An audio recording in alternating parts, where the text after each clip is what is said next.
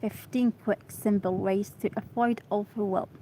From weightlifting to woodland walks, garden readers and health experts share their tried and tested ways to keep burnout at bay. Set time aside for constraint. I think I'm having a bad issue with my connection. So I'm gonna yeah, I hope it's great now. Set time aside for constructive worrying.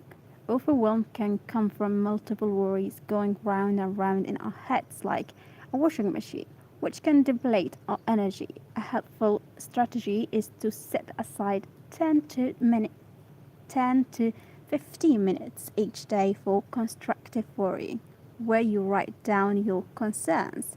You can then apply cognitive strategies such as if then planning. If X happens, I will do Y, or assess what's the best probable case scenarios. This process can help reduce the emotional intensity of worries and lessons overwhelm. Sometimes you may just need to tackle one problem and one task at a time. I think I'm having a bad connection. World water swimming, weightlifting, and open mic nights. Anxiety is easy to get and hard to lose. I have been fortunate to find 3 activities that help me keep it at bay: weekly cold water swimming, daily weightlifting, and regularly taking part in open mic comedy nights. These fitness and performance activities help me keep things in perspective and mean I'm able to reflect on the progress I have made. Then 10 minutes in 14 sea water, 10 minutes of high intensity weightlifting, 10 minutes of trying to make others laugh. All of them help to put overwhelm away. John Perman, fundraising manager, West Midlands. Breathe. B.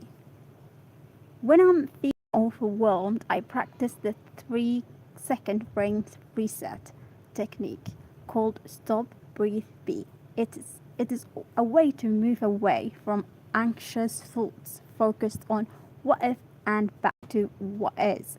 First, stop, take an intentional pause from what you're doing. Next, breathe. Take a deep breath in and out. Finally, be. Focus on being present and here and now. Let's see.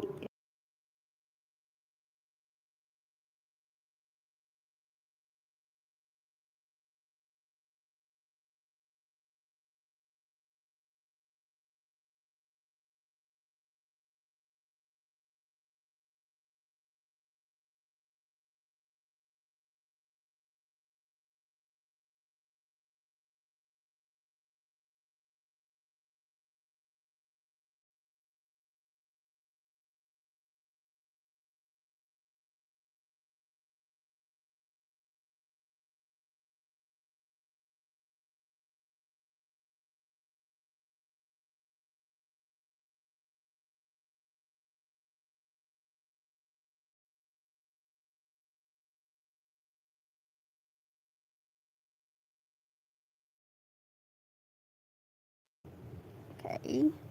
And now, fosters a mind-body connections, and over time it rewires your brain to feel less stress through the process of neuroplasticity. Okay, Dr. Aditi Nurkar,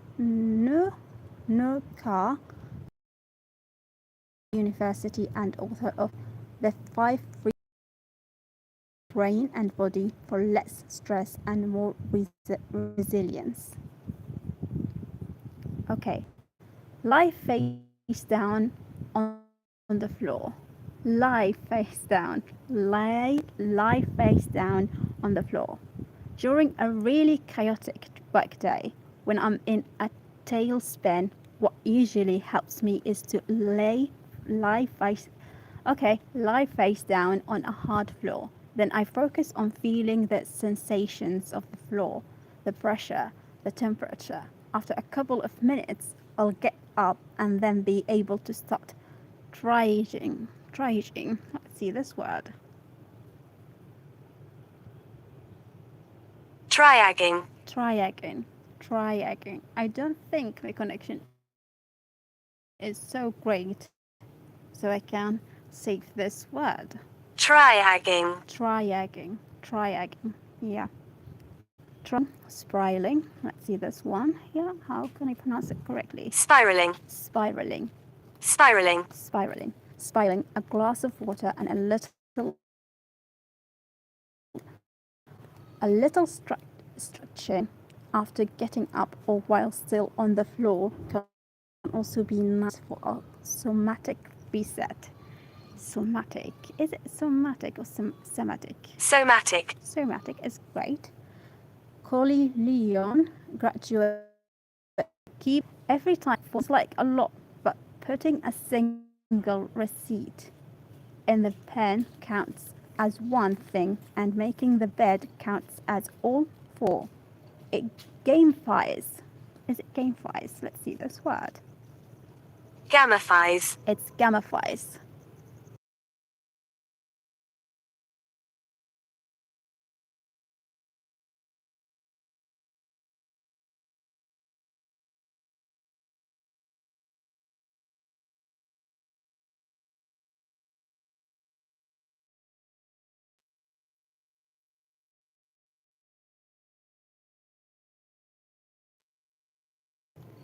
Gamifies.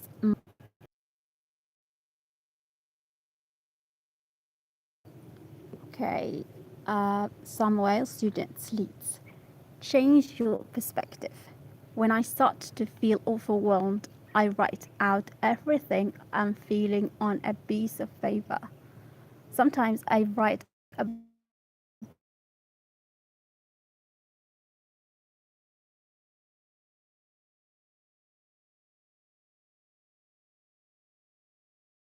thoughts.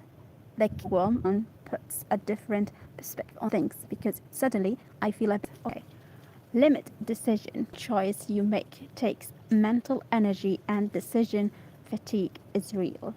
By simplifying routine decisions like what to eat or what to wear, you can save that energy for what really matters. There's a reason why many successful people often eat the same meals or wear the same outfits. Less time agonizing. Agonizing over breakfast or clothing means more focus and energy for the big stuff. Create simple rules and defaults for unimportant everyday choices. You'll be amazed how much it will reduce the level of overwhelm. Thomas Stroker, life coach. Let's see this one here. Refine your to-do list.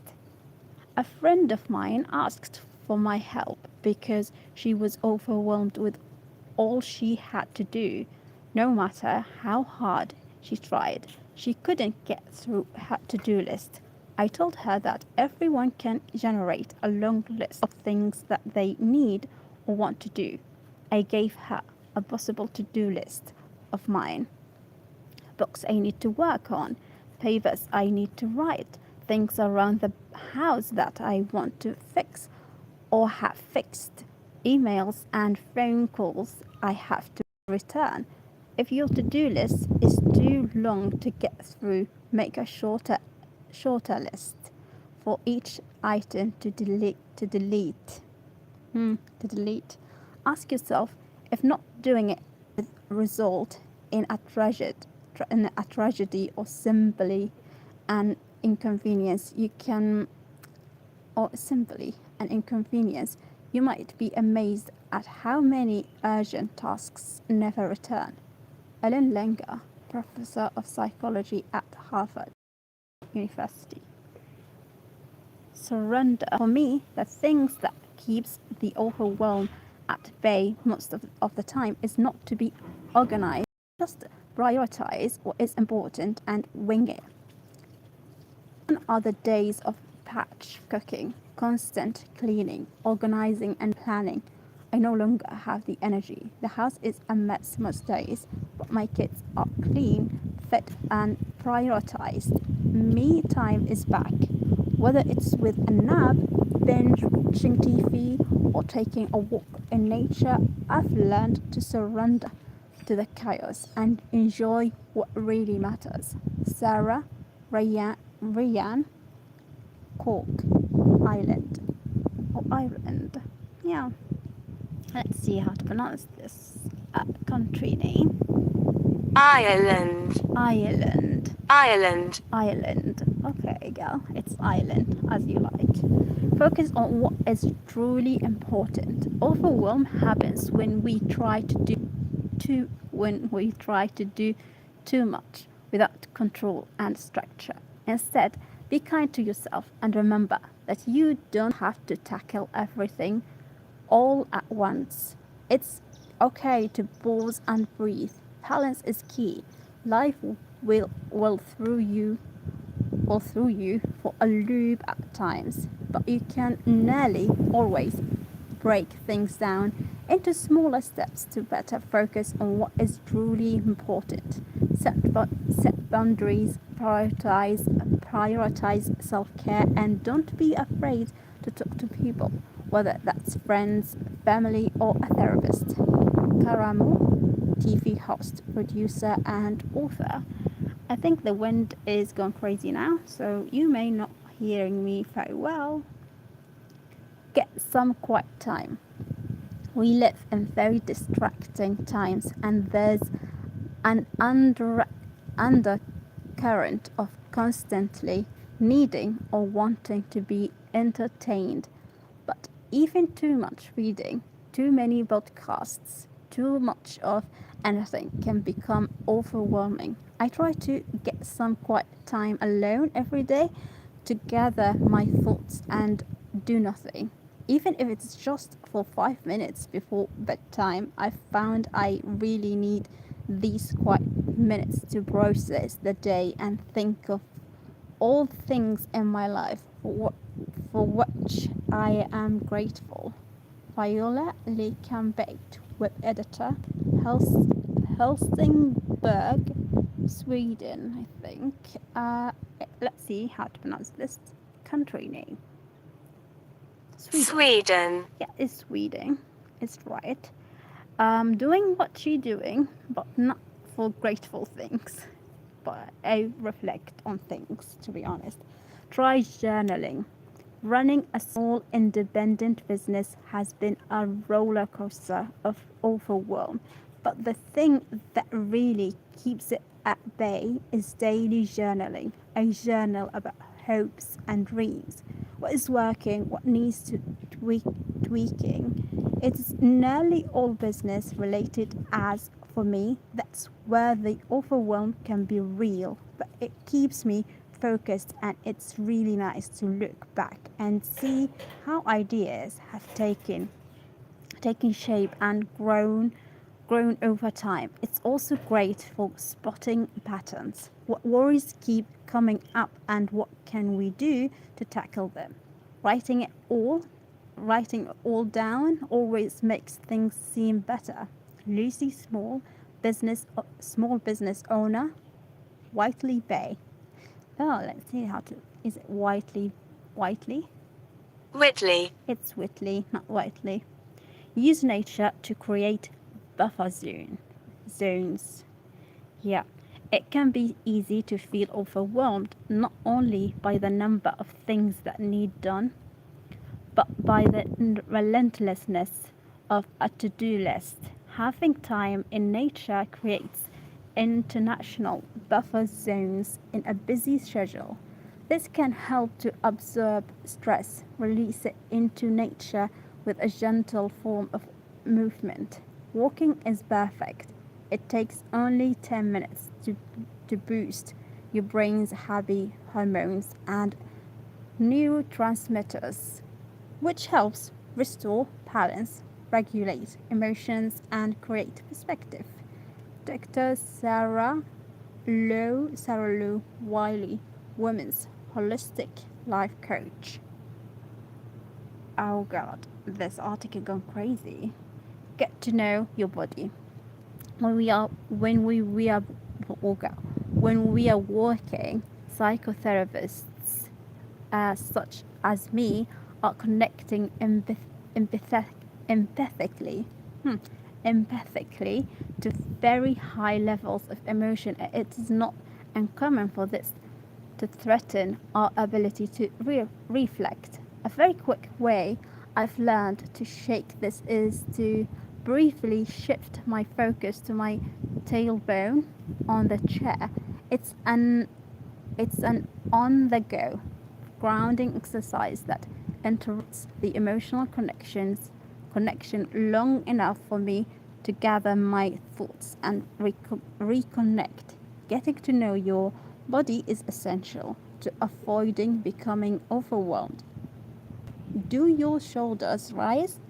Does your jaw or chest tighten? Do you fidget? Becoming familiar with these signs and getting in there early with a body intervention, such as the tailbone trick, is the most effective way to break the building overwhelm. Denise June, Dunn, whatever her name, psychotherapist, London. Get high. To avoid feeling overwhelmed, you need to get a sense of perspective and put things into proportion. Standing somewhere high up, such as on a mountain, a cliff, or even a skyscraper, gives me a literal sense of perspective that somehow translates into the metaphorical. I struggle with a chronic health condition, but doing this reminds me how big the world is, how small my problems might be, and what really matters. I learned this trick from Simon Reeve, who describes something similar in his book. Step by step, you can get a similar feeling by looking at the sea. It is fastness also does wonders for the soul. Let's see this word, how to pronounce it correctly. Vastness. Fastness. Okay. Sarah Jones, climate tech venture builder, London, whatever. Yeah, I finished this crazy article. It wasn't easy for me to finish it. So many distractions.